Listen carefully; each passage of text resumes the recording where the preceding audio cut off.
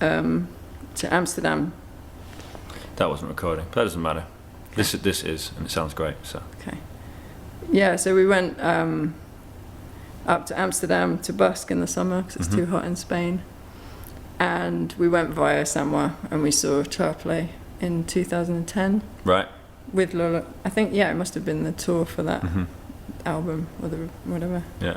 And so I met him in the campsite and I took his number and was like, he said, oh yeah, if you're in Amsterdam, come to Brussels and take a lesson. But we were too skint for me to follow up on that. Yeah.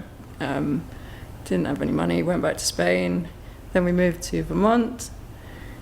And it was basically when we came back to Europe in 2013, we moved to the south of the Netherlands.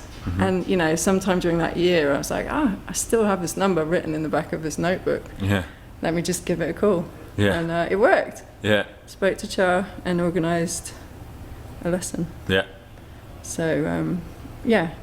And I went and visited him and I went for like a lesson for a couple of days. Yeah. And he just didn't stop teaching basically for the entire time I was there. I was just learning a lot. And and I said at some point, I was like, you know, it'd be great if you had a method book or I think it would be really interesting. You have so much to say. And sure, yeah. And he just laughed it off and was like, what? My method? What are you talking about? Right. And then I went to another workshop at his house the following, like 6 months later.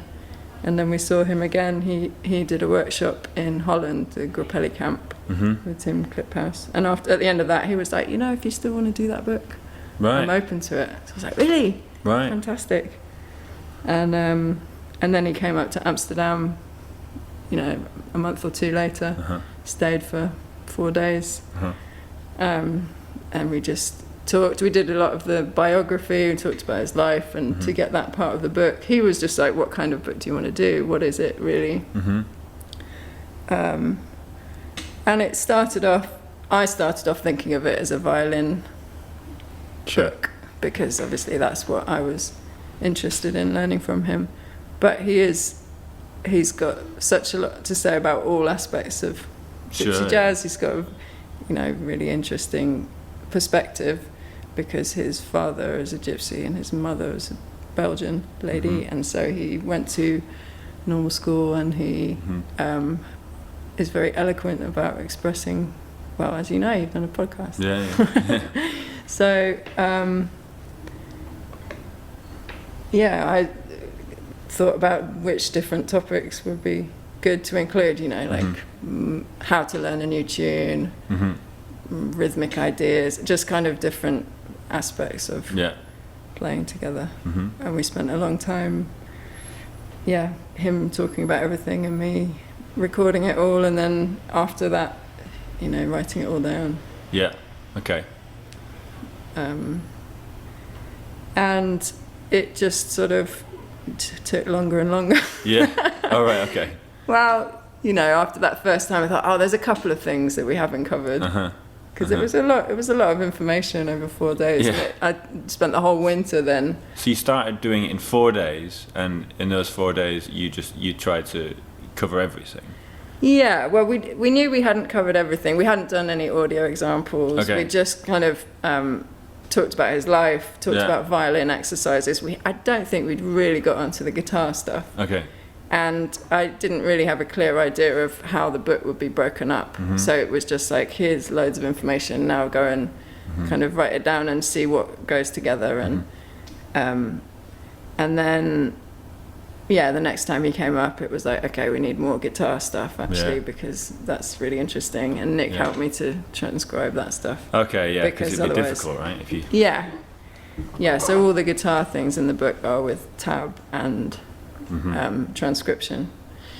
And I had to learn how to use Sibelius, which is a Right. So you'd never used it before? Arduous task.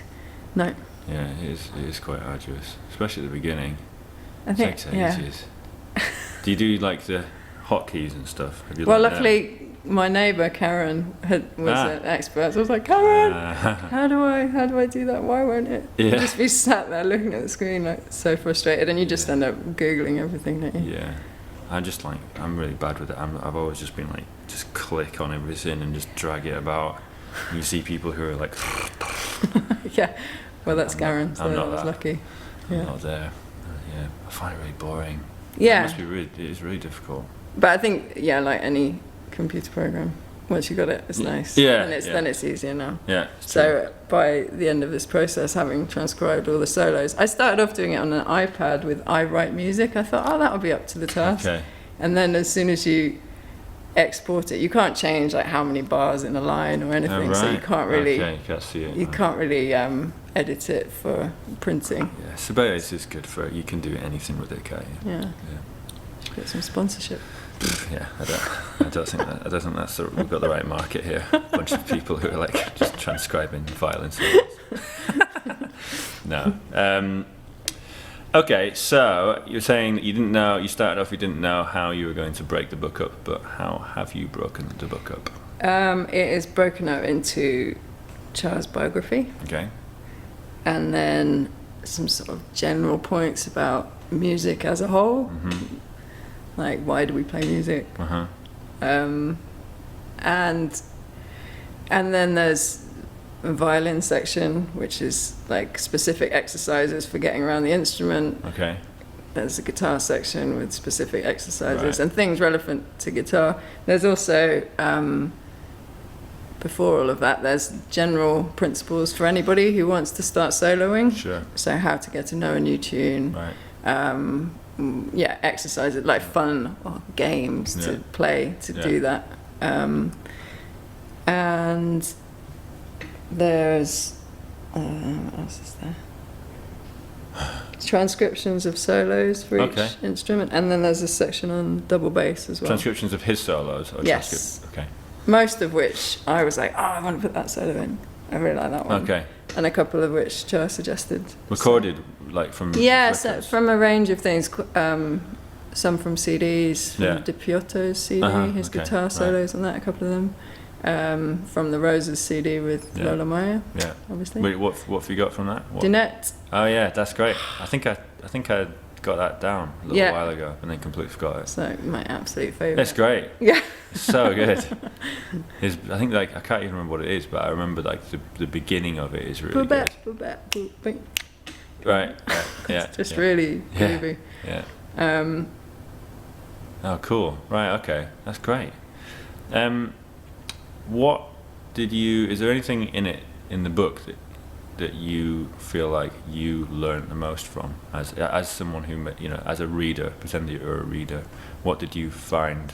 Well, I think the general principles for anyone to start soloing, and that's really what Tcha taught me in the lessons that I took with him. Is just that's great. It makes it so much fun, Like for example, if you're learning a new tune, what is the point in the tune that you like? Because they're all really similar. They're all just like different combinations of not that many different chords, and there are so many repeated ideas in swing. So what is it that makes that tune unique? And then bring that out when you solo. Maybe it's one chord. Where's the like high point of the tune, for example? So that's something I think that I always come back to when I'm looking at a new tune. Is like why do I like this tune? Because there's always a reason. That you like it or you don't, and the importance of the melody, and just those ways of working through the arpeggios and getting to know the harmony, so that you can play melodically. Because if you don't know what every chord is, then it will come out in your playing. You'll sound like you're floating over it, which sometimes Grappelli does, and Django never does. And